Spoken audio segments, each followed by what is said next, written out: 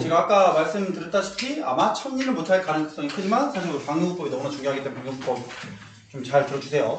천리는 여러분 영상으로 봐도 한 10분, 15분짜리예요. 길어봤자 10분, 15분. 제가 대충 기억하기로 12분짜리인 걸로 알고 있거든요. 12분짜리 영상 보시면 천리 문제는 다 풀릴 거기 때문에 이거 보시고. 자, 군집인 시작해볼게요, 여러분들 군집. 보시면 군집 같은 경우는 이제 여러 종이 모여 있다 보니까 각 종들의 지위, 즉 생태적 지위라는 개념에 대해서 먼저 아셔야 돼요. 이 생태적 지위는 별건 없고 말 그대로 이 생태계에 대해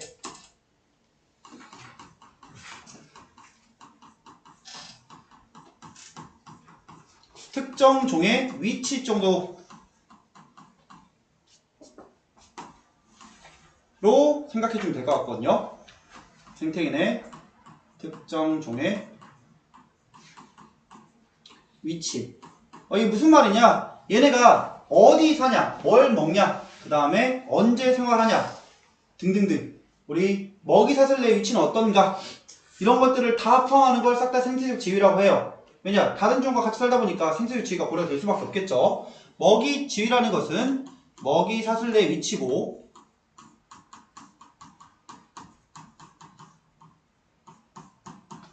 공간 지위라는 것은 우리 서식 공간을 의미하는 건데 이 두 가지 개념이 당연히 이 생태적 지위에 속해 있는 개념이 되겠죠.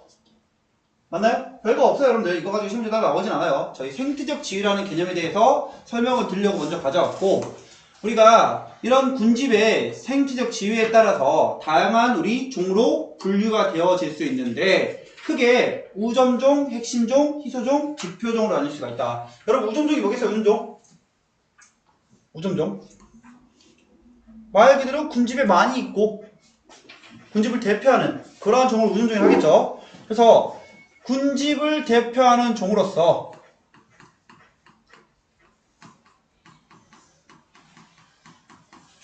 기본적으로 개체수가 군집 내에서 많고 서식하는 면적 또한 어떻게 되겠어요? 넓어야겠죠. 그쵸?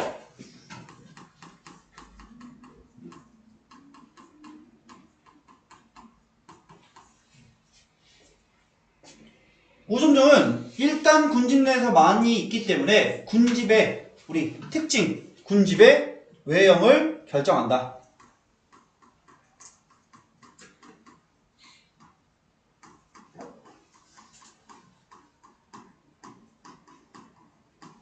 군집이 어떠한 구조를 띠고 있는지 그런 것들을 결정할 거고, 여러분 대부분의 군집은 대부분의 군집의 우점종은 누구겠어요?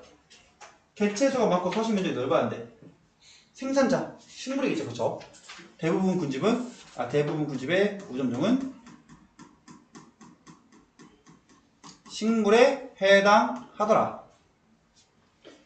핵심종, 개체수는 많지는 않은데 우점종만큼이나 중요한 애들인 거예요. 왜 중요하냐? 이 핵심종이 군집의 외형에 큰 영향을 끼치기 때문에. 다시, 핵심종이라는 것은 개체수가 우점종만큼 많지는 않지만 군집 구조에 큰 영향을 끼치는 우리 종을 싹 다 핵심종이라고 해요. 자, 얘네들 같은 경우는 예시를 보면서 여러분들이 좀 이해하시는 게 좋은데, 이 첫 번째 예시가 뭐가 있느냐? 우리 비버. 여러분 비버는 어떻게 생활을 하죠? 나무 막 갈죠? 얘네들이 나무를 먹진 않아요. 그냥 나무를 갈가가지고 어떻게 하냐면 쓰러뜨린 다음에 그거 가지고 강둑을 막아. 그렇게 나무로 막던가 아니면 뭐 돌 같은 거 옮겨서 막기도 해요. 강둑을 왜 막아? 지나가는 물고기 잡으려고. 그죠? 그래서 열심히 강둑을 막는 놈인데, 이 비버가 강둑을 막음으로써 그 강에 흐르는 물이 원래 잘 흘러가야 되는데 밑으로 흘러가지 못하고 어떻게 돼 있어요? 양옆으로 범람하겠죠. 맞죠? 그럼 양옆에 원래 숲이었는데 우리 축축한 습으로 바뀌겠죠? 어떻게? 뭘로 바뀌겠어요? 숲이 습지로 바뀌더라.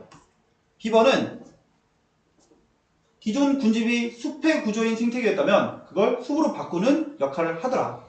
군집의 형태를 바꾸기 때문에 큰 영향을 끼친다고 볼 수 있겠죠? 또는 우리가 해달, 해달 같은 경우는 바다에 사는 수달이라고도 불리는데 실제 수달과 구조가 매우 유사해요. 자, 얘는 어떤 놈이냐? 우리 성게의 상위 포식자예요. 성게를 닥치는 대로 잡아먹거든요. 뭔가 안 좋은 놈처럼 보이는데 여러분, 성게가 개체수가 너무 많아지면 문제가 돼요. 왜냐면 여러분이 이 해양 바닥을 긁고 다니면서 해조류를 다 뜯어먹거든요. 근데 해조류 수가 너무 줄어들면 광합성 불가능할 거고 해양 생태계 산소 공급이 안 되다 보니까 물고기들이 단체 폐사해.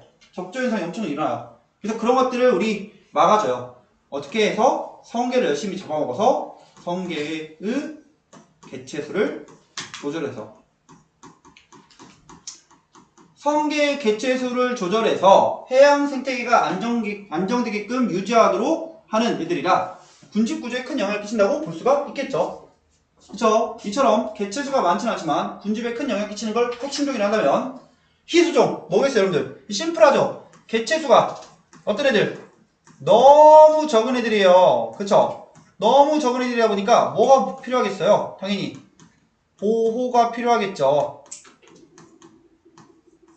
그쵸? 천연기념물 같은 애들. 끝! 심플하죠? 자, 지표종.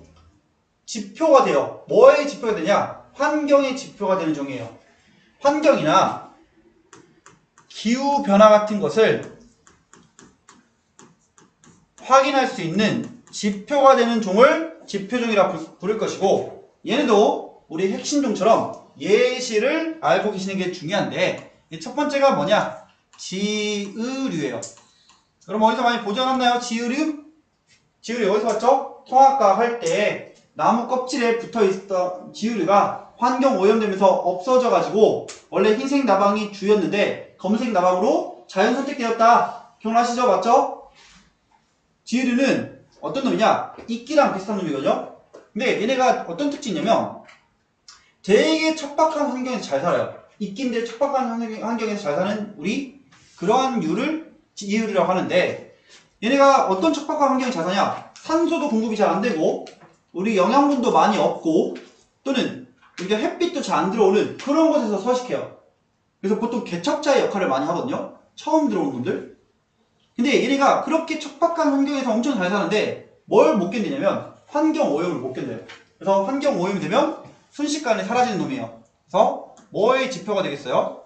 지류가 있다가 없으면 환경 오염에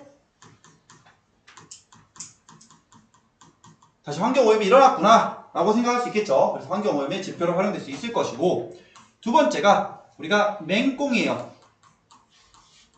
그럼 맹꽁이는 우리가 양서류, 개구리의 일종이에요. 개구리처럼 진짜 실제 생긴 것도 개구리처럼 거의 똑같이 생겼거든요. 근데 우리 양서류는 변온동물이죠. 그쵸? 체온 유지를 못해요. 그쵸? 그러다 보니까 뭐에 민감해요? 온도 변화에 민감해요. 그쵸? 겨울잠 자러 들어가잖아. 맞죠? 얘도 마찬가지예요. 이 개구리 종류의 일종인데 얘도 온도가 변하면 금세 해당 군집에서 사라지다 보니까 기후변화의 지표로서 활용될 수 있더라. 이렇게 환경이나 기후변화의 지표로 활용될 수 있는 종을 지표종이라 부른다. 자, 여러분들 저희는 4가지 종류의 종 중에 어떤 종을 중점적으로 배우겠어요? 당연히 요 우점종을 위주로 배우겠죠. 왜요? 우점종이 군집의 겉모습, 외형을 결정하기로 했잖아요. 그쵸? 그래서 이 우점종 때문에 군집이 어떻게 생겼는지가 결정되는 거예요. 그래서 우점종을 확인해야 되는데 여러분 대부분 우점종이 뭐래? 식물이래. 그래서 저희는 보통 뭘 조사를 많이 하냐? 군집을 확인하기 위해서 식물 군집을 조사를 많이 하는 거예요. 왜? 우점종이 대부분 식물이니까. 괜찮아요? 근데 그 식물도 여러 종이 있으니까 식물부터 먼저 확인하겠다. 식물 군집의 조사 방법, 다른 말로 방역구법이라 불리고, 이 조사 방법은 되게 심플하거든요. 그럼 잘 봐요. 저는 그렇게 할 거예요. 어떻게 하냐면 이렇게 네모난 거 하나를 방역구 하나로 볼 거예요. 얘가 방역구 하나고,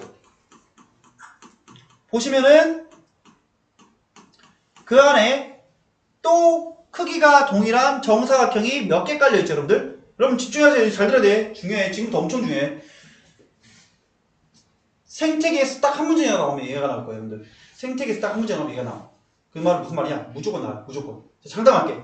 제가 좀 이따 이 방영구 설명 다 끝나고 한마디 할 건데, 진짜 정말 중요해요. 줄면 안 돼. 잘 들어. 방영구가 하나 있는데, 그 안에 작은 정사각형이 몇 개 들어가 있죠? 100개 들어있는 거 맞나요? 제가 이거를 하나로 규정했기 때문에 이 안에 있는 정사각형 개수는 중요치 않아. 이렇게 100개가 깔려있을 수도 있고, 안에 요렇게 4등분 돼가지고 4개만 깔려있을 수도 있고, 텅 비어있을 수도 있어요. 상관없어. 그건 자유야. 근데 문제에서 요거를 방영구 1개가 아니라 방영구 100개라고 할 수도 있어요. 그건 문제 자유야. 어쨌든 이런 정사각형 틀을 이렇게 준비해가지고 하나만 준비하는 게 아니라 내가 조사하고 싶은 식물군집에 여러 개를 다다다다다 까는 거예요. 이렇게 다다다다 까면 어떻게 돼 있어요, 여러분들? 그 안에 이 식물 개체는 움직이지 못하다 보니까 이렇게 개체들이 표시가 될 거예요. 표시가 되는 거 아니고 이렇게 개체들이 걸리겠죠? 세모 개체도 있을 것이고 네모 개체도 있을 것이고 동그라미 개체도 있을 것이고 뭐 하나만 있는 게 아니라 이렇게 여러 개 있고 뭐 네모도 여기만 있는 게 아니라 이렇게도 있고 뭐 세모가 여기 하나 여기 두 개 여기 뭐 세모가 하나 있고 동그라미가 같이 들어가 있을 수도 있고 뭐 네모가 한 칸에 하나 둘 세 개가 들어가 있을 수도 있어요. 괜찮나요? 됐나요? 조금 더 여러분들 헷갈리지 않게 여기서 그냥 두 개만 넣을게요. 그래서 제가 준비한 이 정사각형 틀을 여러 개 깔아가지고 그 안에 걸리는 식물 개체들을 하나 둘 세는 거예요. 진짜 실제로 하나 둘 세가지고 뭘 구할 거냐면 밀도라는 값과 빈도라는 값과 피도라는 값을 각각 구할 거거든요. 자, 우리 밀도라는 건 뭐냐면 이미 앞에서 한번 했어요. 그럼 밀도가 뭐였어요? 서식 면적분의 개체수. 그쵸? 서식 면적분의 개체수.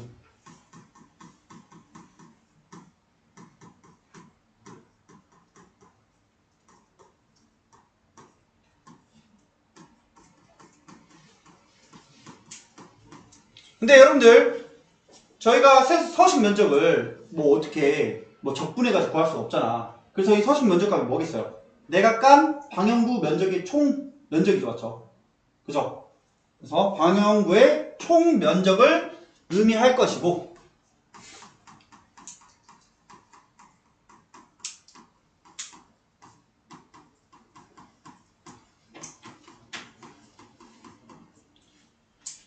방영구의 총 면적을 구할 수 있게끔 방영구의 하나의 면적과 개수를 줄 수도 있고 아예 그냥 서식 면적이 몇이다라고 줄 수도 있어요. 어쨌든 전체 면적이 존재하는 개체수예요.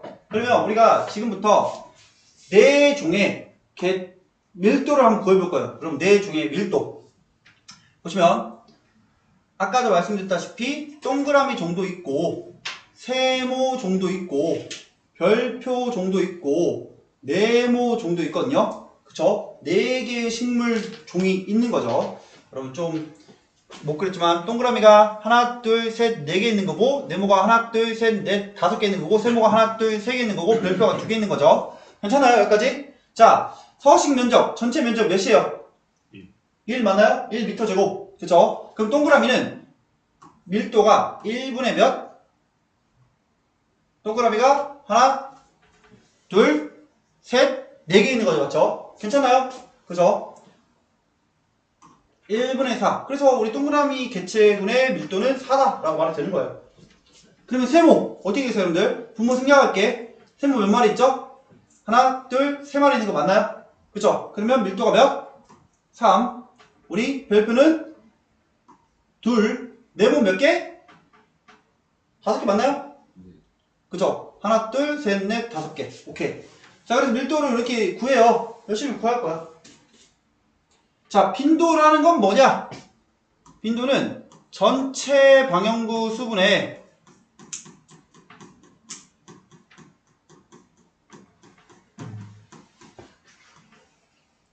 출현하는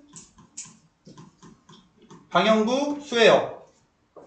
잘 들어야 돼, 여러분들. 집중, 집중. 조명 안 돼요. 진짜 중요해요. 자, 빈도라는 건 전체 방향구 수분의 출현 방향구 수. 자, 전체 방향구 몇 개? 100개? 한 개. 여러분들 제가 한 개라고 적기로 했잖아요. 눈에 보이는 개수를 세는 게 아니라 문제에서 몇 개를 줬는지 보셔야 돼. 전방 몇 개? 한 개. 출방 몇 개?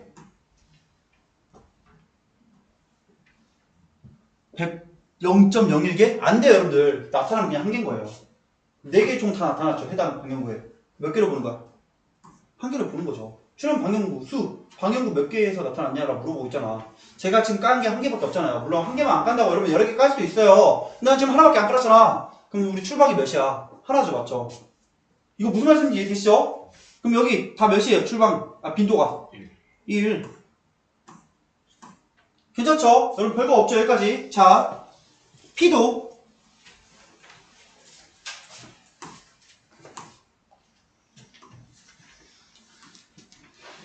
서식 면적 똑같아요. 전체 면적분에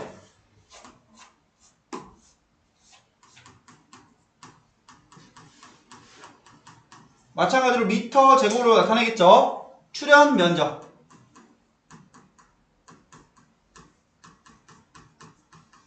얘도 미터 제곱으로 표현할 거예요.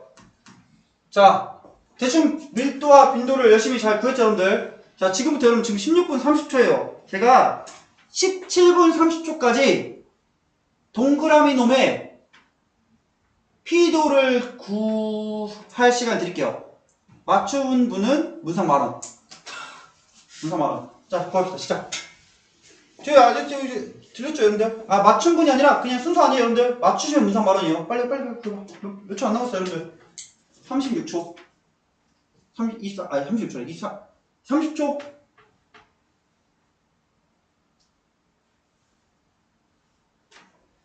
동그라미의 P도 19초. 동그라미 어디 있을까? 가릴까? 뭐 방해해야 되나? 우선 만원 주기 싫어가지고.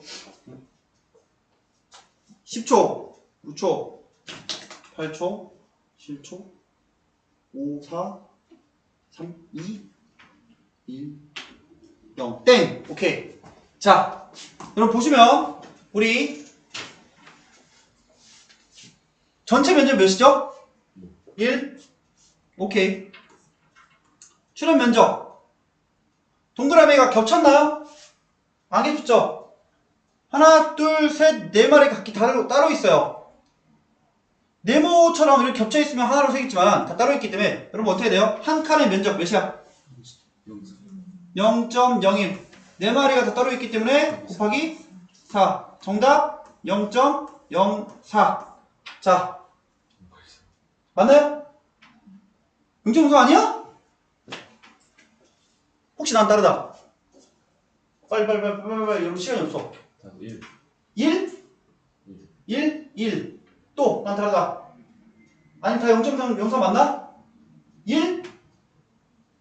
0.04. 오케이, 여러분 자기는 다르게 나왔다. 빨리 다른 친구. 빨리. 있어 없어? 자, 일단은 여러분 자, 아니고 아니에요. 제가 20초 더 드릴게. 문상 3만원 올릴게. 3만원 맞추면 19분 30초. 빨리. 문상 3만원 20초까지 드릴게. 19분 20초. 시간이 많이 없으니까. 문상 너무 3만원 이런 거 안 써? 너무 짠가? 18초 17초. 빨리 여러분들 맞춰야 돼 이거. 빨리 문상 3만원 안 쓰나? 이런 거 너무 현금 3만원을 해야 쓰나? 8초. 5초. 오케이, 다 빨리. 여러분 생각나는데 던지도 돼. 4. 아니야. 안 돼. 자, 끝. 자, 여러분 정답 듣고 욕하시면 안 돼요, 절대. 정답은 알 수 없음이에요. 알 수 없음. 욕하면 안 돼. 여러분들 제가 이거 그냥 여러분들 돈 주기 싫어가지고 그런 게 아니에요. 진짜 나중에 혹시라도 맞추면은 제가 드릴 거예요. 이런 기회가 막 가끔 있을 텐데 그만큼 여러분 진짜 제가 일부러 그런 게 아니야. 이게 중요하기 때문인 거예요. 잘 봐요. 제가 피도를 수업을 할 때 학생들한테 여러분이 진짜 중요해서 그래요. 피도를 수업할 때 학생들한테 뭐라고 해야 되냐면 이렇게 얘기를 해요. 피도는 내가 피도를 직접 구할 일은 없다. 자, 여기다 이렇게 하시고 잘. 피도를 직접 구할 일은 잘 없다. 사실상 거의 없다고 봐도 무방해요. 근데 잘이라는 건 예외가 있다는 거죠. 맞죠? 100%로 하면 안 되니까. 이게 무슨 말이에요? 여러분 잘 들어야 돼요. 여기 봐봐요. 이거 쓰시고. 지금 보시면 요 동그라미들이 요 한 칸이 0.01m 제곱인 거 맞아요, 여러분들. 그리고 하나, 둘, 셋, 네 칸이 출현했잖아요. 그쵸? 자, 근데 요 동그라미가 그 0.01m 제곱을 다 차지한다는 보장이 있나요? 없어요. 그거의 2분의 1만 차지하고 있을 수 있어. 마찬가지로 똑같은 개체군이라 하더라도 얘는 또 3분의 1만 차지하고 있을 수 있어요. 얘는 또 4분의 1만 차지할 수 있고 얘는 다 차지할 수도 있고. 선생님 너무 억지 아닌가요? 아니에요. 그럼 억지 아니야. 진짜야. 진짜 그래. 그러니까 뭐예요? 내가 피도를 직접 구할 일이 없다는 소리예요. 근데 구할 일이 있어. 가끔. 어떤 상황이냐? 다음과 같은 조건이 붙을 때. 단 해당 개체가 해당 칸을 모두 차지한다고 간주한다. 여러분 이러면 이제 구할 수가 있겠죠. 이게 납득되시죠? 이러면 본 이 개체가 해당 칸을 다 차지하는 거니까 칸에 나타나면 0.01m 제곱이라 할 수 있어요. 근데 여러분들 이게 일반적인 문제가 아니야. 예외적인 문제에 속해요. 그러니까 무슨 말이냐면 요 문장이 마치 그 뭐 중력 가스는 10m 제곱으로 뭐 맞나? 10m/s 제곱 맞나? 로 간주한다. 그런 것처럼 항상 매번 문제 던져주는 게 아니야. 잘 안 나와. 근데 이게 문제가 뭐냐면 여러분들이 나중에 만약 혹시라도 물론 지금 배워서 괜찮았겠지만 혹시라도 이런 걸 혼자 공부하다 보면 완자나 우투 같은 것에 이렇게 구하고 있어요. 이렇게. 그럼 그 교재가 잘못된 거냐? 아니에요. 그 교재도 여기 써져 있어. 제일 마지막 줄에. 얘들 안 읽어. 그냥 방향법 보면 숫자부터 봐. 이거 딱 보자마자 0.01 곱하기 4. 오케이 이거 한 칸당 0.1m니까 미터 제곱이니까 그냥 그렇게 구하는가 보구나 라고 생각해요. 안 돼요. 여러분들 이게 진짜 중요해요. 피도는 내가 직접 구할 일이 진짜 없어. 다만 여러분들 이건 가능해. 상대적인 피도들을 비교할 수는 있어요. 이게 무슨 말이냐면 여기 밑에 중요도라고 적혀있는데 이 중요도라는 건 뭐냐면 우리 이렇게 각 개체군의 밀도와 빈도와 피도를 구했다면 그걸 이용해가지고 상대 밀도와 상대 빈도와 상대 피도를 구할 수가 있어요. 자 다시 밀도, 빈도, 피도로 가면 그걸 이용해가지고 상대 밀도와 상대 빈도와 상대 피도 값을 구할 수 있다. 그리고 그 세 가지를 다 더한 것을 중요도라고 하거든요. 근데 얘가 가장 큰 값. 이 세 가지를 더해서 가장 큰 값이 뭐냐? 중요 우점종이에요. 우점종. 가장 큰 값을 가진 우리 종이 우점종이다. 그래서 우점종을 다른 말로 뭐라 부르냐면 중요종이라 불러요. 여러분 상대 밀도, 상대 빈도, 상대 피도라는 건 뭐냐? 봐봐요. 밀도가 4, 3, 2, 5인데 4, 3, 2, 5인데 이 네 가지 밀도에서 내가 가지는 상대적인 밀도의 크기예요. 크기. 어떻게 구하겠어? 다 더한 다음에 분의 4 곱하기 100% 때리면 되겠죠. 나의 밀도의 상대적인 크기. 퍼센트로 나오는 거야. 퍼센트로. 마찬가지예요. 여러분 이거 상대 빈도 몇이겠어요? 이놈의 이 동그라미 상대 빈도 25%예요. 왜? 상대적으로 내가 빈도가 가진 크기 4개에서 그쵸? 4분의 1만큼 차지하니까 25%죠. 이게 다 퍼센트로 나오는 값들이에요. 그래서 이거를 지금부터 이제 할 건데 어떻게 할 거냐?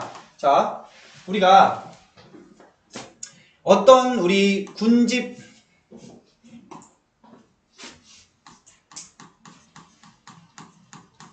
X가 있을 때 이 군집의 X는 A종과 B종과 C종이 모여있다고 쳐볼게요. 세 개의 식물 군집이 모여있어요. 얘네의 우리 중요도를 쭉 계산해 볼 건데 먼저 우리 A의 상대 밀도를 구하고 싶다면 어떻게 하면 되겠어요? A의 밀도를 구하고 그쵸? 그 다음에 B의 밀도를 구하고 C의 밀도를 구한 다음에 세 가지를 다 더해서 분모로 놓고 내가 원하는 거는 우리 A의 밀도니까 A의 상대 밀도니까 A의 밀도를 분자로 놓은 다음에 곱하기 100%를 하면 A의 상대 밀도가 나오겠죠? 맞나요? 맞아요? 상대적으로 A가 밀도가 얼마나 큰가 작은가 그런 의미인 거잖아. 그러면 이런 식으로 이 자리를 밀도 B로 바꾸면 뭘 구할 수 있어요? B의 상대 밀도 구할 수 있죠? 그쵸? 이 자리를 밀도 C로 바꾸면 C의 상대 밀도를 구할 수가 있죠? 여러분 값이 다 뭘로 떨어져요? 퍼센트로 나올 거예요. 맞나요? 여러분 만약 내가 A의 상미를 구하고 B의 상미를 구하고 C의 상대 밀도를 구했을 때 이 세 가지를 다 더하면 몇 퍼센트가 돼야 돼요? 100%. 그쵸? 상대값. 여기까지 괜찮아요? 오케이, 여기까지 괜찮아요? 근데 여러분 상대의 밀도라는 건 각각의 밀도를 구해야 하므로 각각의 밀도를 구하기 위해서 어떻게 해야 돼요? 밀도라는 건 전체 면적분의 개체 수였죠. 맞죠? 그쵸? 그래서 다 써볼게요. 다시. 자, 전체 면적분의 A의 개체 수가 A의 밀도 맞나요? 그쵸? 여기 전체 면적이라는 건 서식 면적. 맞죠? 그럼 B의 밀도 어떻게 구해? 전체 면적분의 B의 개체수 맞나요? 맞죠? C의 밀도 어떻게 구해요? 전체 면적분의 C의 개체수죠. 맞죠? 괜찮아요? 여기까지 잘 따라오고 있죠? 분의 전체 면적분의 A의 개체수 곱하기 100% 이렇게 될 거 아니에요? 그쵸? 느낌 확 오죠, 여러분들? 뭐가 똑같죠?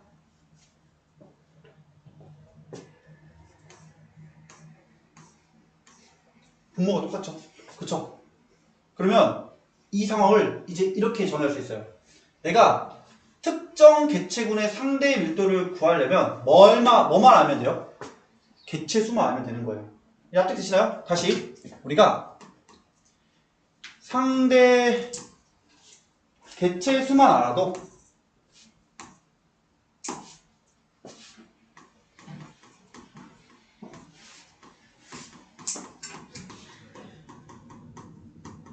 개체수 값만 알아도 뭘 구할 수 있다?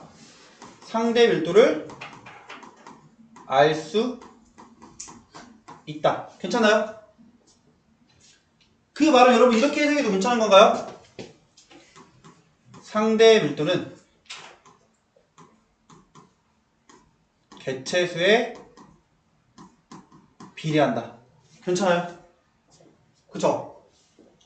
가령 예를 들어 저 A종과 B종과 C종이 10마리, 20마리,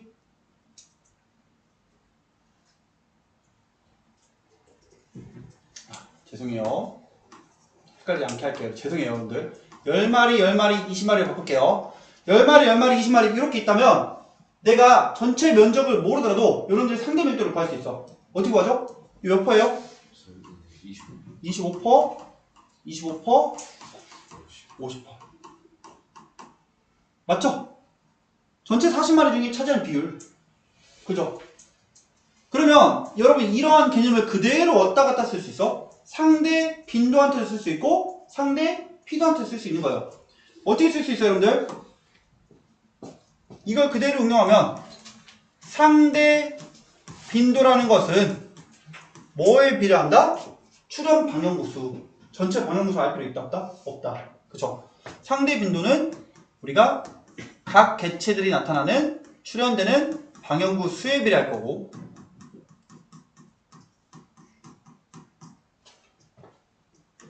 상대 피도값은 뭐에 비례한다? 출현 면적값에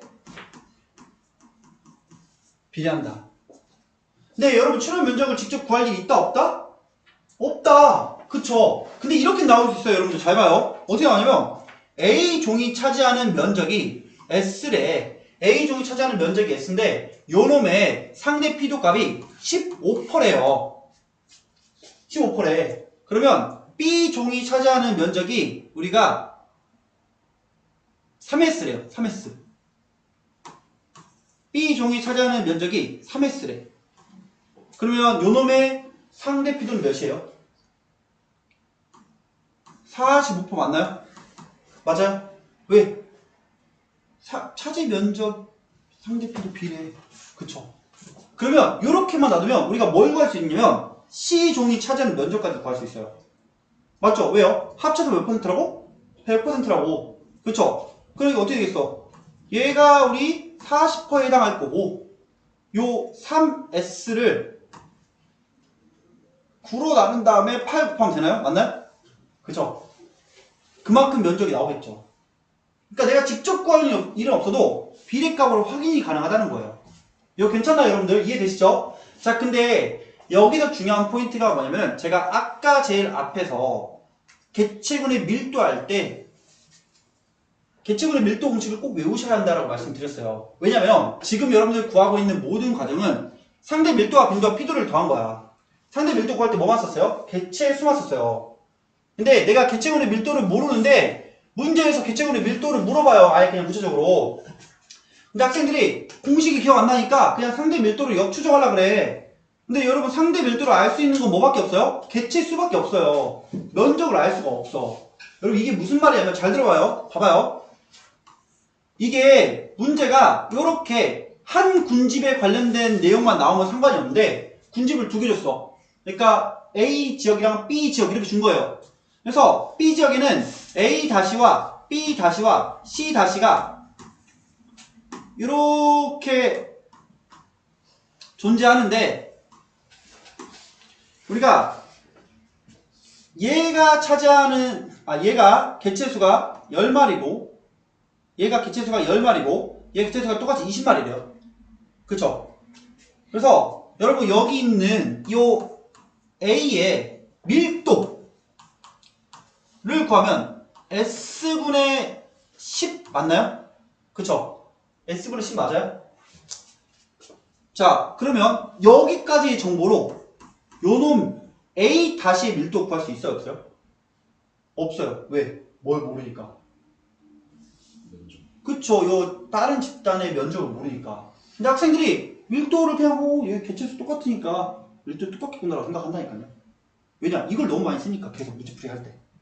여러분 잘 이해가 돼요. 진짜 많이 물어봐요, 밀도는. 그래서 밀도라는 건 절대값이므로 여기 있는 집단이 여기 있는 집단에 영향 못 줘요. 그 다음에 여기 있는 A-도 여기 영향 받지 않고 그냥 지가 밀도가 따로 나오겠죠. 이해되시죠? 그래서 방정구법은 너무나 중요해요. 너무나. 그럼 제가 이거를 얼마나 중요하냐고 강조드리냐면 제가 저번 시간에 장난으로 질소의 순환이 시험 문제 안 나오면은 뭐 아이패드 주겠다고 하고 다녔다. 근데 준 적 없다 이런 얘기 했잖아요. 이건 제가 장담할게요. 여러분 저랑 앞으로 혹시 내신을 안 하고 뭐 저랑 앞으로 수업을 안 하더라도 혹시 본인의 중간고사가 여기 시험법이 들어갔는데 얘가 안 나왔다 하면 저한테 가져오세요. 제가 아이패드 드릴게요. 진짜 새 걸로 사드릴게요. 이거 거짓말 아니에요. 여러분 이거 다 녹화돼 있잖아. 너무 따져야 돼요. 진짜 이거 진짜 여러분 그만큼 중요해요. 제가 그냥 막 돈이 남아 돌아가지 그러지 않아.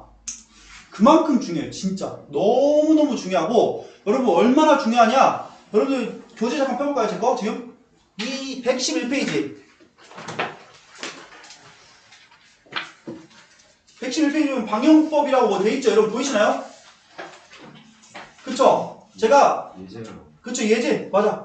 방영구법 예제만 따로 뺐어요. 여러분 방영법 예제만 따로 뺐어. 심지어 밑에 제가 해설까지 다 적어드렸는데 제가 심지어 여러분들 이거 공부하라고 오늘 오전에 올 때 여기 22문제 다 영상도 따로 찍었어요. 그리고 그만큼 중요해요. 그러니까 이거 오늘 수업 끝나고 올라갈 거예요. 여러분 우리 방학 기간이 빡세잖아. 생명과학을 처음부터까지 완벽하게 다 따라가면 너무나 좋겠지만은 물리도 해야 되고 화학도 해야 되고 심지어 국영수도 해야 되잖아요. 월화수목금 막 붙여잖아 같이. 근데 놓치지 않을 것들이 몇 가지가 있어요. 그러니까 여러분들이 뭐 이렇게 좀 암기하는 거 이런 거 좀 놓칠 수 있어. 1단원, 2단원. 근데 놓치지 않을 몇 가지 중에서 첫 번째예요. 이거는 학기 중에 해결이 안 돼. 틀리는 거야, 틀리는 거. 그럼 나오면. 근데 너무 아깝잖아, 그쵸? 지금 놓치지 않고 잡아 가야 되는데. 그만큼 강조 드리는 거예요, 여러분들. 지금 시간이 없어서 더 강조 못하겠네. 넘어갈게요. 자, 적었죠, 여러분들? 자, 여러분 이렇게 해서 식물 군집을 조사했더니 식물 군집의 외형이 4가지로 떨어지더라. 그쵸? 산림, 초원, 사막, 수생 군집 형태로 떨어지는 거고, 이게 보시면 요렇게 3개 묶여가지고 뭐겠어요, 여러분들? 육상 군집이 되겠죠? 그쵸? 그래서 우리가 이 군집의 종류가 사실 뭐에 의해서 결정되냐라고 좀 생각하면 좋냐면 강수량이랑 기온에 의해서 결정된다고 생각하시면 돼요. 기본적으로 산림은 뭐냐? 우리 관목 그리고 교목 같은 나무, 목본류가 우점종이에요.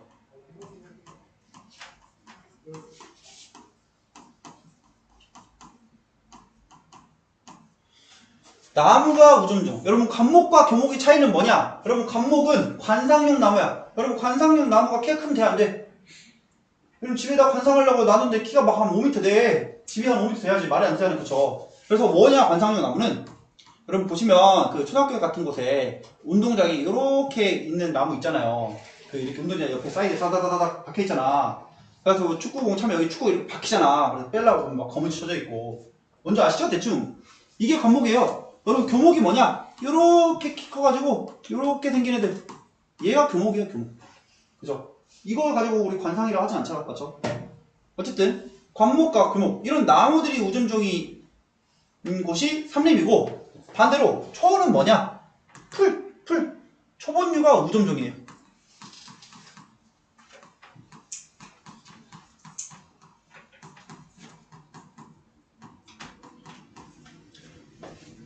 여러분 우리 위에는 나무가 우점종이고 밑에는 우리 초본류가 우점종이래. 왜 이런 차이가 나타날까? 여기는 강수량이 기본적으로 많기 때문에. 그쵸? 나무가 잘 나면 강수량이 많아야겠죠. 반대로 여기는 왜 우리 초본류가 우점종이겠어요? 비가 잘 안 오기 때문에. 그렇죠? 여러분 이거 조심하셔야 돼요. 초본류가 우점종이라 해서 저기 나무 없어요? 아니에요. 간간히 여러분들 머릿속으로 그 내셔널 지오그래픽 영상을 상상을 해봐. 본 적이 없나? 중간에 이렇게 허허 벌판에 이렇게 나무 하나 덩그리 놓여있잖아. 그쵸? 여러분 사막 어때? 사막 강수량이 적은 수준이 아니야. 매우 적어요. 그러다 보니까 애초부터 식물이 있어 없어? 잘 없어. 어떤 식물만 있는 거예요? 사막의 건조한 환경에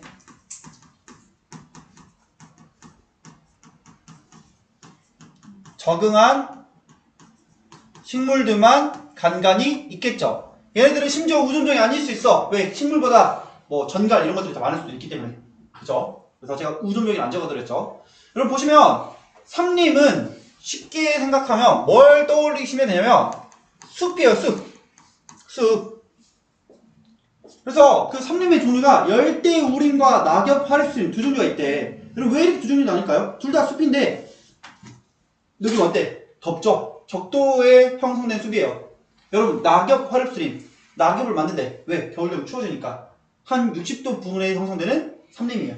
그래서 똑같이 강수량이 많지만 기온에 따라 여러 가지 산림이 만들어질 수 있다. 괜찮죠? 여러분 여기도 마찬가지예요. 자, 사바나와 스텝 교재 보시면 나와 있긴 한데 여러분 시간 없으니까 빨리 볼게요. 사바나는 머릿속으로 뭐 생각하면 되냐면 저희가 일반적으로 알고 있는 그 드넓은 초원, 하이에나 뛰어다니고 그 갈색빛에 도는 그러한 우리 초원을 사바나라고 생각하시면 된다면 여기 추운 초원이에요. 추운 초원. 그래서 추운 지역에 적응한 초본류들이 주로 있어요. 그래서 얘네들은 색깔이 약간 달라. 그럼 나중에 확인해봐요. 색깔이 약간 회색빛 또는 우리 약간 하늘색빛이에요. 오케이, 나중에 확인해보세요. 여기도 마찬가지 여러분들 사막하면 뭐 떠올라요? 그 모래에 쫙 깔려있는 거 떠오르죠, 그쵸? 툰드라 추운 사막이에요. 추운 사막. 저희가 볼 일이 없죠 사실. 북극이에요, 북극. 추운 사막. 수생구집. 여러분 과학자들이 수생구집 열심히 연구했을까요? 아니에요. 못 들어가서 잘 안 해요. 그냥 그래서 심플하게 합니다. 여기 같은 경우는 우리가 담수군집과 그 다음에 해수군집. 담수라는 건 뭐예요? 우리가 강이나 호수 같은 육지의 물, 그쵸? 해수 군집 어디에 형성된 군집이겠어요? 대양, 그쵸? 바다에 형성된 우리 군집이 해수 군집이겠죠? 그쵸? 자, 여러분 군집의 종류를 이렇게 적어드렸는데 이 중에서 어떤 군집을 신경 쓰겠어? 계속 많은 거, 그쵸? 다 볼 수 없으니까 누구 위주로 봐요? 삼림 위주로 보겠죠. 그래서 삼림의 층상우주를 배우는 거예요. 자, 삼림은 우리가 높이에 따라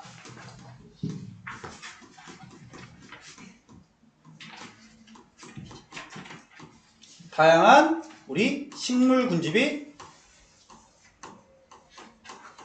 분포돼 있다. 그래서 우리 생각해보면 높이가 높을수록 당연히 키 큰 나무들이 주로 분포되어 있을 것이고 높이가 낮을수록 풀이 분포되기 너무 당연한 소리 하고 있는 거죠. 그쵸? 여러분 제가 아까 뭐라 했어요? 키 큰 나무 이름? 교목이라 했죠. 교목. 교목보다 키가 좀 작은 애들 누구라 했죠? 관목이라 했죠. 관목보다 키가 작은 애 누구라 했죠? 초목, 풀. 그쵸? 아, 교목은 뭐냐? 여러분 이거 아는 별다른 건 아니고 이 어린 아자 써가지고 교목은 교목이다. 잘하고 있는 우리 교목이에요. 모르셔도 돼.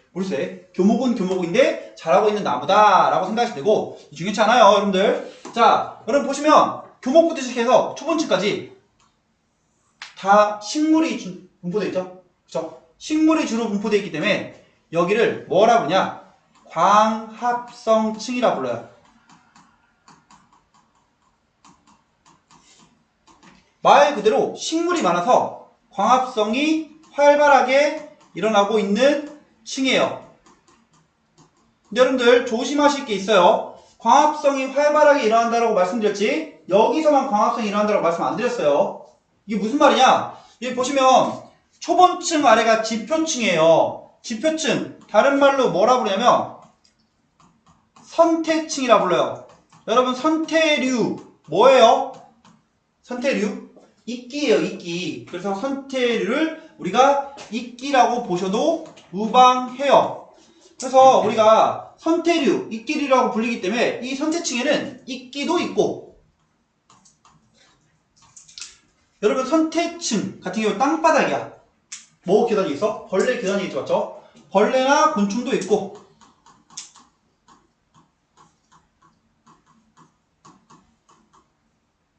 땅바닥이기 때문에 버섯, 세균들 같은 것도 있겠죠. 버섯이나 세균들 같은 것도 있겠다.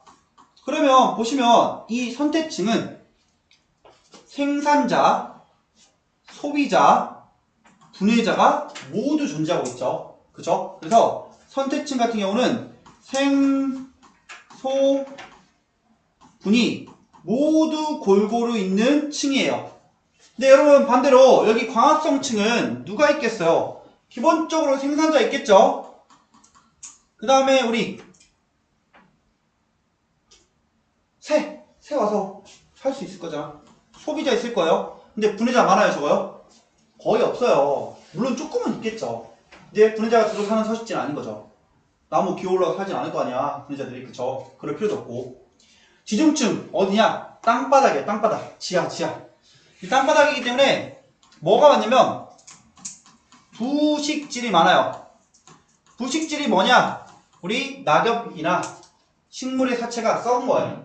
그래서 영양염류가 풍부한 우리 흙을 부식질이라고 하는데 자세히 모르셔도 돼. 그냥 부식질이 많고 지렁이나 세균 그리고 두더지가 살고 있는 곳이다 정도로 보면 되는데 우리가 지렁이, 세균, 분해자, 두더지, 소비자 즉 생산자가 없더라. 소비자와 분해자가 존재하는 층이다. 자, 그렇기 때문에 선택층만 생소분이 골고루 많이 존재하는 층이다라고 볼 수 있겠죠. 보이시죠? 그렇죠? 그래서 교과서의 특정 교과에서는 생소분이 모두 발견된 층이다 이렇게 적혀 있어요. 여기 생소분이라는 건 생산자, 소비자, 분해자. 괜찮나요? 여러분 넘어갈게요. 자, 군집의 우리 생태분포. 여러분 이건 별건 없고 앞에서 말한 내용과 연결되어지는 부분이 꽤 있는데 이게 뭐냐면 군집은 수평분포랑 수직분포에 따라서 다양한 형태의 군집이 있는 건데 보시면 수평분포는 뭐에 영향을 받냐면 위도에 영향을 받아요. 그래서 위도별로 우리 여러가지 군집이 있는 걸 군집의 수평분포라 부르고 수직분포는 뭐냐? 고도별로 우리가 영향을 받는 걸 수직분포라 해요. 자, 여러분 위도별로 기온이 달라지겠죠, 맞죠? 위도가 높아지면서 기온이 우리 낮아질 거 아니야. 근데 위도는 기온뿐만 아니라 뭐도 바뀌냐면 강수량도 바뀌어요. 여러분 통합학습 때 배웠던 거 기억해봐. 0도와 60도는 저기압 때 비 많이 옴. 60도와 90대 고기압 때 비가 안 옴. 그쵸? 그래서 여기는 기온과 강수량이 모두 영향을 준다면 고도 같은 경우는 한 지역에서 높낮이기 때문에 우리가 기온만 영향을 받게 돼요. 맞나요? 그쵸? 그래서 보통 나오는 게 요거거든요? 이게 뭐냐? 한라산의 수직분포예요. 이게 생략된 건데 한라산. 얘네 보시면 여러분 앞에서 배웠던 게 그대로 우리 활용될 수 있어요. 잘 봐요 여러분들. 밑에는 화력수예요. 잎을 만들어.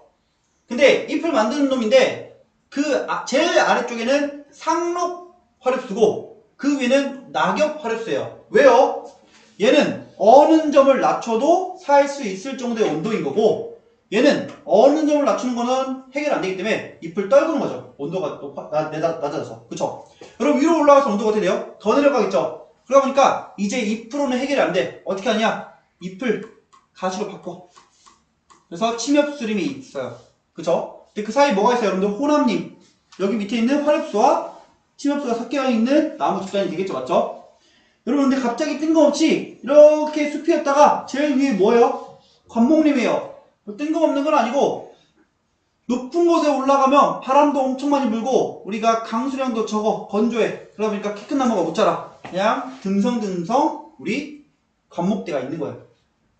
그래서 여러분들 한라산 나중에 타보시면 높은 곳 올라오면 평지야. 평지 진짜 평지예요. 나중에 가봐요. 어쨌든 그 정도 위도별 영향받는 건 기온 강수량, 고도별 영향받는 건 기온. 자, 군집 내 상호작용은 총 4가지가 있다. 여러분 다시 한번 또 강조할게. 군집 내 상호작용은 뭐랑 헷갈리지 말아라? 개체군 내 상호작용과 헷갈리지 말아라. 여러분 집에 가가지고 누나랑 치킨 경쟁하는 거 그건 경쟁이 아니에요. 누나랑 텃세 부리고 있는 거야 서로. 오케이? 무슨 말씀인지 이해되시죠? 앞으로 이제 자주 활용하셔야 돼. 옆에 친구한테 야, 너 친구가 막 이렇게 공부한 거 안 보여주면 야 텃세 부리지 마 이렇게 하는 거죠. 이해하시죠? 그렇게 써야 돼. 그래야 안 까먹어. 자 어쨌든 여러분 경쟁은 뭐냐? 옆에 애들이랑 싸워. 다른 쪽이랑. 여러분 왜 싸우겠어? 왜 싸우겠어? 왜 경쟁하겠어? 봐봐 여러분 사자랑 토끼랑 경쟁하는 거 봤어요? 이 말이 안 되잖아요. 그쵸? 사자랑 호랑이 정도는 경쟁하겠죠. 왜? 비슷비슷하니까. 생지적 지위가 비슷하니까 경쟁하는 거예요. 먹는 거 비슷하고 사는 거 비슷하고 그 다음에 서식지 비슷하고 등등등 할 거야. 여러분 안 죽으세요. 뒤에서 할 거예요. 분석. 이러다 다 죽어. 이러다 다 죽어. 아 이러다 다 죽어. 우리 그러지 말자. 그래가지고 경쟁할 놈이 분 나누는 거예요. 뭘? 서식지를. 오케이? 피식포식 알잖아요. 여러분들 먹고 먹히는 관계. 밑에 공생과 기생. 공생 같이 사는 거. 기생 얹혀 사는 거죠. 그렇죠? 그렇죠? 하나씩 해볼게요. 보시면 경쟁의 대표적인 예시가 이 애기 집신벌레와 집신벌레예요. 두 종은 우리가 생태적 지위가 겹치다 보니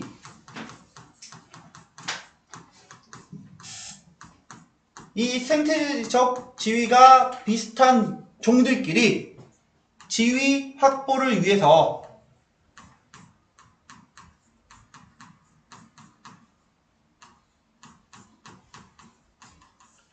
경쟁하는 거예요.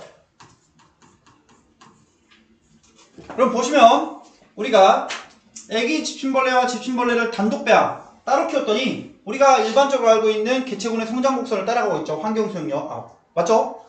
근데 둘을 같이 키웠대요. 그러다 보니까 애기 집신벌레의 환경 수용력이 어떻게 됐어요? 내려갔어요. 왜? 뭐 때문에? 같이 키웠기 때문에 뭐가 증가해서? 환경 저항이 증가해서. 여기까지 괜찮나요? 맞아요? 환경 수용력 최대 개체수 그게 지금 내려간 거죠. 맞죠? 실제로 우리 한 100마리 됐는데 한 80마리 부근이잖아. 맞죠? 근데 얘는 그래도 환경 수용력이 내려간 거에 그쳤어. 여기 어떻게 됐어? 착살났어요. 여러분들 사라졌어. 그쵸? 둘이 싸워가지고 진 거예요. 맞짱 떠서. 자 어떻게 된 거예요? 경쟁을 하다 보면은 두 종 중에 한 종이 군집 내에서 사라지는 현상이 발생한다. 그런 걸 뭐라 부르냐? 경쟁 베타의 원리라고 부른다. 다시 경쟁 베타의 원리는 경쟁 중에 두 종 중 한 종이 군집 내에서 사라지는 현상 자, 여러분. 경쟁 베타 원리는 멸종인가요? 이거 사라지면 멸종이에요? 아니죠. 못 살겠다 해서 다른 곳으로 넘어갈 수도 있잖아. 맞죠? 멸종이 아니에요. 조심하셔야 돼. 얘는 멸종이 아니다.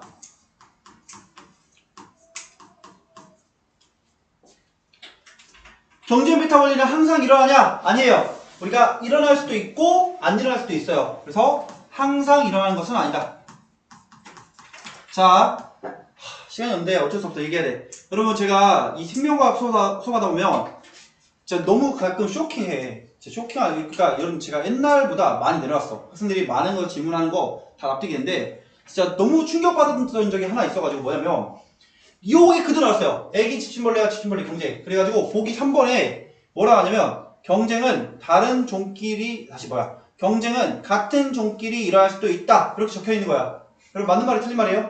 틀린 말이죠. 학생이 그걸 맞았다고 하고 틀려온 거야. 그래서 왜 골라왔냐? 경쟁은 우리가 군집내 상호작용인데 선생님 보세요. 애기 집신벌레와 집신벌레 이 부모님 집신벌레가 애기를 위해서 희생한 거 아닙니까? 진짜 똑같이 저한테 그랬어요 진짜. 그래서 와 너는 사탐을 가겠다. 사탐 넌 해라. 고3 때. 왜냐면 이게 5단 제가 말씀드렸다시피 5단원 이제 2학년 제 마지막 거거든요.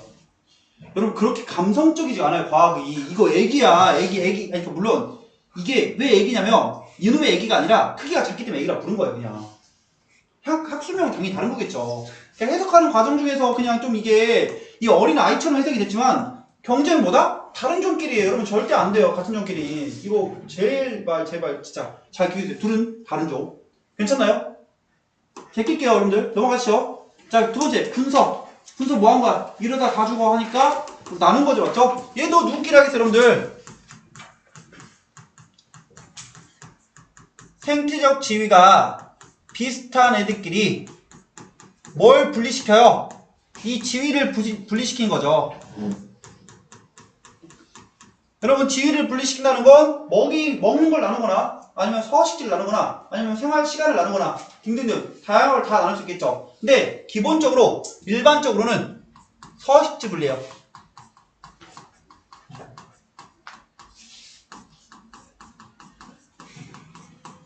당연한 소리죠 여러분들. 서식지가 분리되면 먹이도 쪼개질 거고 생활 시간, 생활 습관 이런 것들이 나눠질 거기 때문에 잘 봐요 여러분들. 자, A종을 단독 배양시켰을 때 얘가 여기서부터 여기까지 살았다고 쳐볼게. 자, B종을 단독 배양시켰을 때 B종은 여기서부터 여기까지 살았다고 쳐볼게요. 자, 그랬더니 시간이 흘러서 둘을 같이 배양시켰어요. 그랬더니 A는 여기서부터 여기까지만 나타나고 B는 여기서부터 여기까지만 나타난대요. 오케이, 자 봅시다.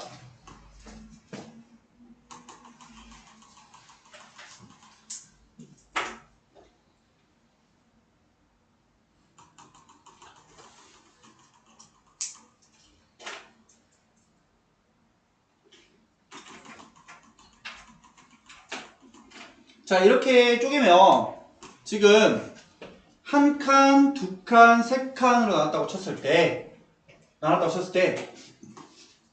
분서가 일어나는 지역은 어디예요? 분서가 일어나는 지역. 그쵸? 여기가 지금 분서가 일어난 거죠.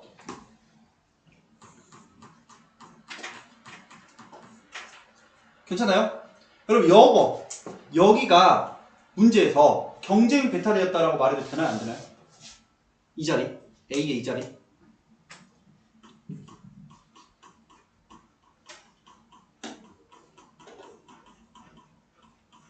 라고 해도 돼요.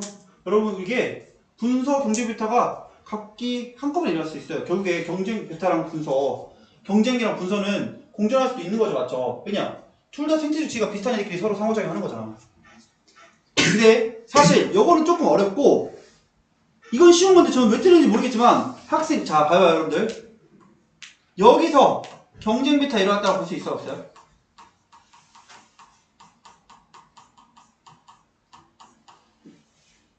여기서 일어나요 안 일어나요 여러분들? 여기서 안 일어나죠 여러분들. 왜? 원래 여기는 B가 사는 곳이 아니에요. A만 있는 곳인데 아무것도 안 일어난 거예요 그냥. 근데 B가 없다고 애들이 경쟁 베타가 일어났다고 생각을 해. 안 돼요 여러분들. 근데 여기는 우리 경쟁 베타 가능하죠? 왜? 원래 A가 살던 곳이니까. 무슨 말씀인지 이해되시죠 여러분들? 그래서 이렇게 서식지를 분리하는 형태로 문제가 나올 수 있더라. 그래서 넘어갈게요, 여러분들. 자, 피식, 포식. 피식, 포식은 기본적으로 제일 중요한 게 제가 뭐라고 말씀드렸죠? 피식자의 수가 누구보다 크다? 포식자의 수보다 크다. 그쵸? 사실 제가 문제 풀 때 핵심 요소예요. 근데 저희 내신 준비하는 거니까 피식자와 포식자의 우리 감정이입을 좀 해봐야겠죠. 여러분, 포식자라고 해서 항상 잘 먹는 게 아니야. 얘네 막 사이식 굶고 그래요. 그래서 잘 먹으려고, 잘 사냥하려고 은신을 하거나 치사하게 기습을 하거나, 아이고,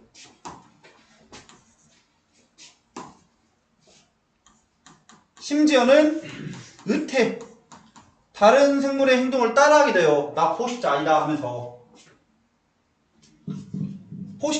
피식자 뭐하죠? 방어 물질을 분비한다던가 경계색을 띈다던가 아니면 잘 안 보이게 보호색 같은 걸 띄는 거죠.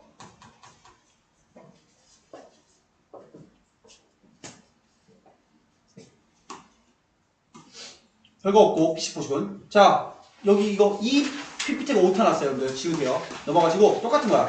자, 공생과 기생. 공생 같이 사는 거, 기생 얹혀 사는 거. 상리 공생 둘 다 이득이에요. 두 종 모두 이득. 자, 어떤 예시냐? 우리가 말미잘과 흰동거리. 니모죠, 니모. 그쵸, 니모.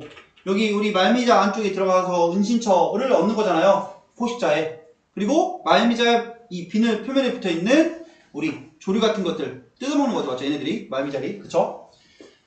큰 물고기와 청소년레기. 이 큰 물고기가 종류가 정해져 있는 건 아니고 입이 큰 물고기를 딱 다 큰 물고기라 불러요. 그럼 입 벌리고 있으면 이렇게 들어가 청소하고 있는 거예요. 여러분, 이거 뭐와 비슷해요? 그쵸? 악어와 악어새 요거. 그쵸? 이렇게 악어 있을 때 여기 새가 이렇게 서 있잖아요. 그쵸? 맞나요? 너무 스치고 그랬나? 여러분들, 근데 이거 놀라운 사실 알려드릴까요? 이 악어와 악어새는 상리 공생 관계가 아니에요.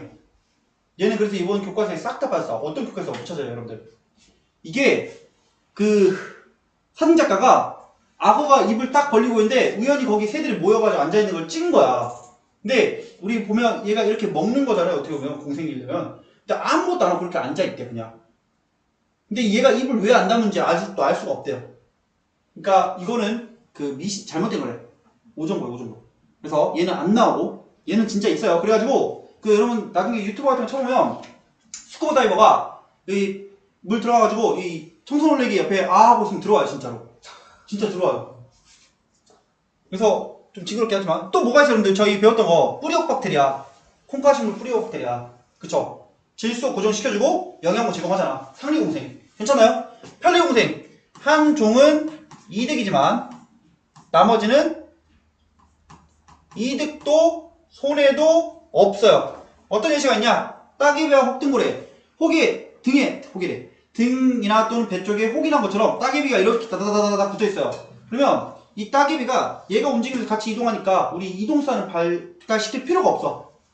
그쵸? 그리고 우리 이거 고래가 딱 잡아먹을 때, 물고기 잡아먹을 때 거기 떨어지는 영양류 얻어서 먹는 거예요. 근데 고래 입장에서 아무렇지도 않대. 빨판상어와 바다거북 배딱지와 등딱지 보시면 이렇게 붙어있어요, 여러분들이. 그래서 움직일 때 같이 이동하는 거예요. 근데 이런 걸 딱 가져오면 학생들이 뭐라 그러냐면, 선생님, 요 거북 입장에서는 이거 붙어있으니까 무거워져서 손해 아니냐. 그쵸? 근데 편리 공생이래, 교과서가. 그럼 그런 것도 하는 거죠. 이해되시죠, 여러분들? 어제 공부하시는지. 기생 뭐야? 여러분 안 가져왔어요. 너무 징그러워가지고. 기생충. 해충이라고 불리죠. 사실 우리나라에는 거의 발견되지 않기 때문에. 그쵸? 우리 고기 같은 거 잘못 먹으면 이렇게 길게 자라는 거예요, 장에서. 나중에 여러분 교재엔 그림 있어요. 가서 보시고. 또는 기생벌. 우리 벌이 자신의 우리 유충을 어디에나 다른 우리 곤충의 알에 넣잖아. 그러면 그 곤충의 알에 있는 영양분 먹고 깨어 나오는 거야. 마치 에일리언처럼. 징그러서 안 가져왔고 여러분들 가서 확인해보세요. 자, 그래서 시험 문제에 뭐가 나오냐? 여기 나오겠죠? 우리가 보시면 분진대 상호작용 비교표. 두 종끼리 어떤 입장이냐? 여러분 경쟁인 둘 다 손해죠, 맞죠? 선생님, 경쟁 베타가 일어나면 한 종은 이득 아닌가요? 여러분 어차피 안 하면 경쟁 베타가 할 필요도 없잖아, 그쵸? 그럼 분석도 마찬가지야. 선생님 나눴기 때문에 상관없는 거 아닌가요? 아니요. 나눌 필요가 없었잖아요, 쟤 없었으면. 그죠? 포식 비식. 포식자 입장에선 플러스고 피의식자 입장에선 손해죠. 상리공생 둘 다 플러스죠. 편리공생 하나는 이득, 하나는 손해. 또 이득도 없음. 기생충 입장에서는 이득이지만 숙주 입장에선 손해다. 맞나요? 그쵸? 하고 그 뒤에 능이 군집의 천인데 역시 못했죠. 그쵸?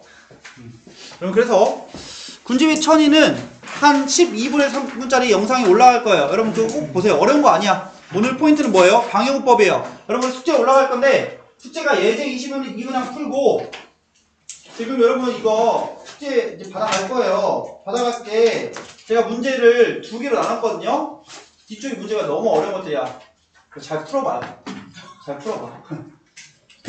잘 안 풀린다. 그럼 어떻게 하셔야 돼? 방영구법 문제풀이 그걸 보셔야지 예제를. 이해되시죠? 오케이. 고생하셨습니다.